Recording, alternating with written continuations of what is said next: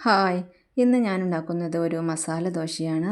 മസാല ദോശക്കുള്ള മസാല ഉണ്ടാക്കുന്നതിന് വേണ്ടി ഉരുളക്കിഴങ്ങും ക്യാരറ്റും എടുത്തു വച്ചിട്ടുണ്ട്.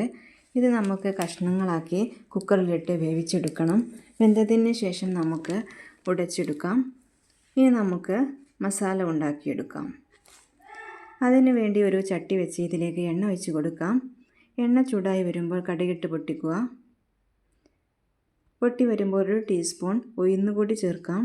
ഇത് ഗോൾഡൻ കളർ ആകുന്നത് വരെ ഇളക്കുക.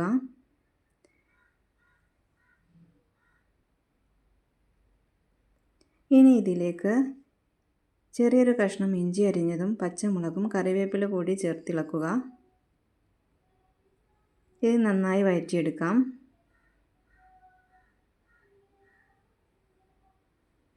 ഇത് വഴന്നതിന് ശേഷം ഇതിലേക്ക് ഒരു വലിയ ഉള്ളി ചേർക്കാം. എത്ര ഉരുളക്കിഴങ്ങ് എടുക്കുന്നു അതിൻ്റെ പകുതി അളവിലാണ് ഉള്ളി വേണ്ടത്.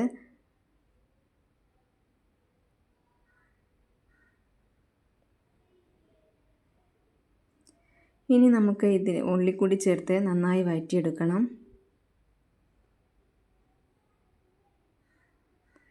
ഉള്ളി വഴന്ന് വരുമ്പോൾ അതിലേക്ക് കുറച്ച് മഞ്ഞൾപ്പൊടി, ഉപ്പ് എന്നിവ ചേർത്ത് നന്നായി ഇളക്കി കൊടുക്കാം.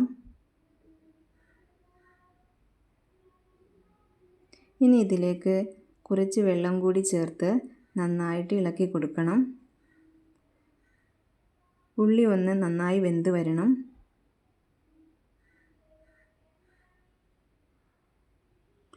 ഇനി സബ്സ്ക്രൈബ് ചെയ്യാതെ കാണുന്നവരുണ്ടെങ്കിൽ എല്ലാവരും സബ്സ്ക്രൈബ് ചെയ്ത് സപ്പോർട്ട് ചെയ്യണം.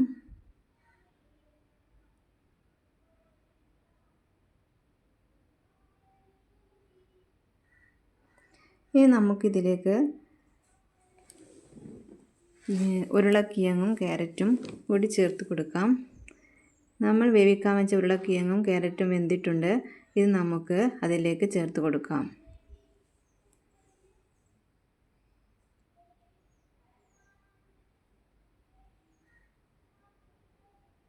ഇത് നന്നായി തിളച്ച് വരുമ്പോൾ നമുക്ക് അത് ചേർത്ത് കൊടുക്കാം.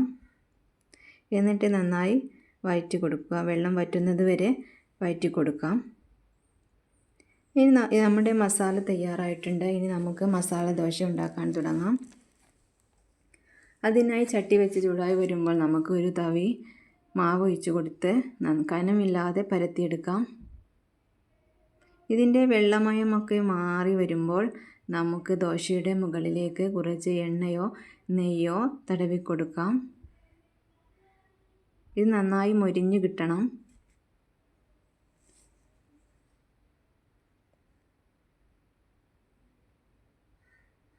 ഇനി ഇത് ഒരു ഗോൾഡൻ കളറായി വരുമ്പോൾ നമ്മൾ ഉണ്ടാക്കി വെച്ച മസാലയിൽ നിന്ന് കുറച്ചെടുത്ത് മുകളിൽ നിരത്തുക. മസാല വെച്ചതിന് ശേഷം നിങ്ങൾക്ക് ഇഷ്ടപ്പെട്ട രീതിയിൽ ഇത് മടക്കിയെടുക്കാവുന്നതാണ്. റോളായിട്ടോ ട്രയാങ്കിൾ ഷേപ്പിലോ മടക്കിയെടുക്കാം. അപ്പോൾ നമ്മുടെ മസാല ദോശ ഇവിടെ റെഡി ആയിട്ടുണ്ട്. ഉണ്ടാക്കിയ ഉടനെ ചട്നിയും സാമ്പാറിനുമൊപ്പം ഇത് സെർവ് ചെയ്യാവുന്നതാണ്.